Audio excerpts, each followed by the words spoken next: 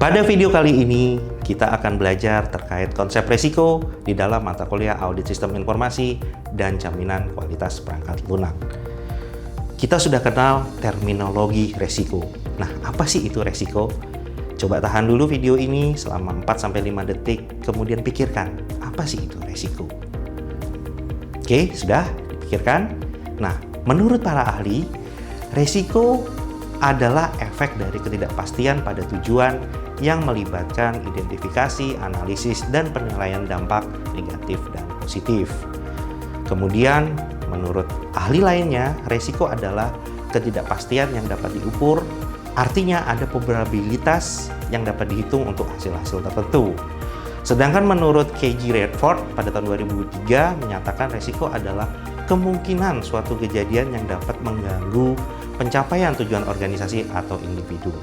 Nah, dari definisi-definisi resiko tadi, maka saya dapat menyimpulkan bahwa resiko itu dapat didefinisikan sebagai potensi bahaya yang ditimbulkan jika ancaman tertentu mengeksploitasi kerentanan tertentu untuk menyebabkan kerusakan pada aset.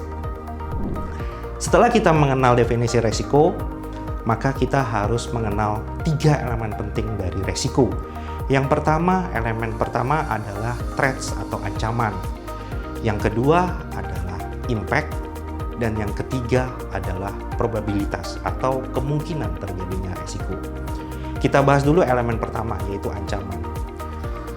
Resiko dapat terjadi dari definisi tadi ya, resiko dapat terjadi karena adanya ancaman. Ancaman itu dapat dibagi menjadi beberapa kelompok. Yang pertama adalah ancaman yang berasal dari alam.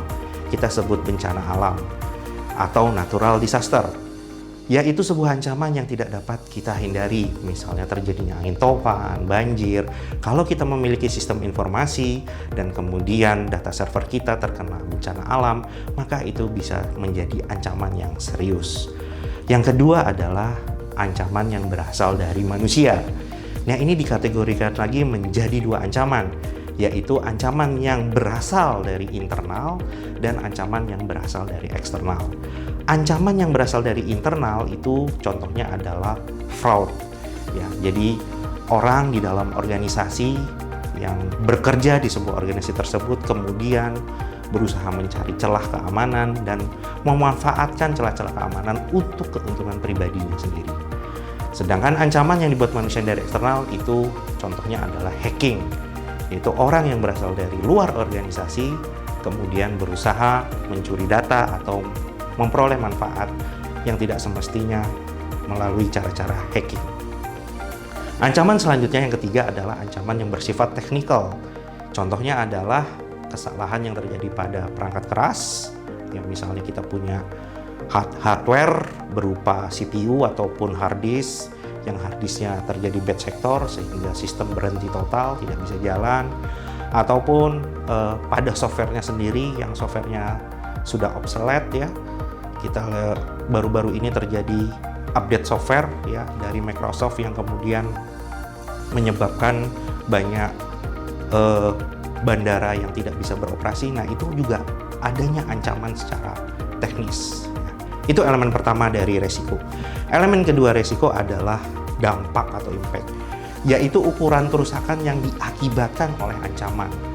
Nah, untuk mempermudah kita mengukur dampak dari resiko, kita bisa membuat skala, ya, skala 1, 2, 3, 4, 5. Bisa secara mudahnya skala paling dampak paling rendah, medium, juga tinggi.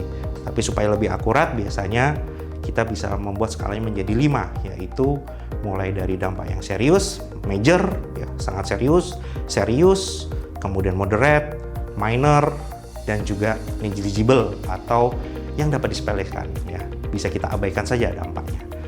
Itu elemen kedua. Elemen ketiga dari resiko itu adalah probabilitas, yaitu kemungkinan terjadinya resiko. Sama dengan dampak, kita juga bisa membuat skala untuk mempermudah kita mengukur kemungkinan terjadinya resiko. Mulai dari yang peristiwa itu diprediksi atau resiko itu diprediksi pasti akan terjadi, yaitu probable, kemungkinan resiko akan terjadi likely ataupun possible, unlikely atau very unlikely. Artinya resiko tersebut sangat tidak mungkin akan terjadi. Sebagai contoh, di Kalimantan tidak ada gunung berapi, kemudian ada nggak resiko terjadinya bencana gunung berapi? Tentu sangat tidak mungkin ya, atau disebut juga very unlikely. Nah, dengan memberikan skala seperti ini, kita dapat mengukur dengan mudah kemungkinan terjadinya resiko. Oke, kita sudah mengenal apa itu resiko dan elemen dalam resiko. Sekarang coba kalian sebutkan contoh-contoh resiko di dalam sistem informasi. Stop dulu videonya 2-3 detik, pikirkan resiko yang ada, kemudian coba sampaikan. Contoh resiko dalam sistem informasi ya, yang pertama adalah bahwa adanya laporan di Oktober 2019 yang menyebutkan bahwa pekerja atau man threat ya, atau ancaman yang dibuat oleh manusia tadi yang berasal dari internal ternyata memiliki celah keamanan data terbesar ya, dibandingkan yang dari eksternal ataupun bencana alam. Kemudian contoh kedua yaitu basis data Facebook. Ya, kita lihat ada data leaking sebanyak 419 juta pengguna pada tahun 2019. Pada tahun 2024 kita semua tahu bahwa Pusat Data Nasional Indonesia itu diserang oleh ransomware yang menyebabkan layanan-layanan publik terhenti selama 1 sampai dengan 2 bulan. Dan kita masih ingat bahwa ransomware menyerang Bank Syariah Indonesia sehingga layanan bank tersebut tidak bisa beroperasi selama 2 minggu.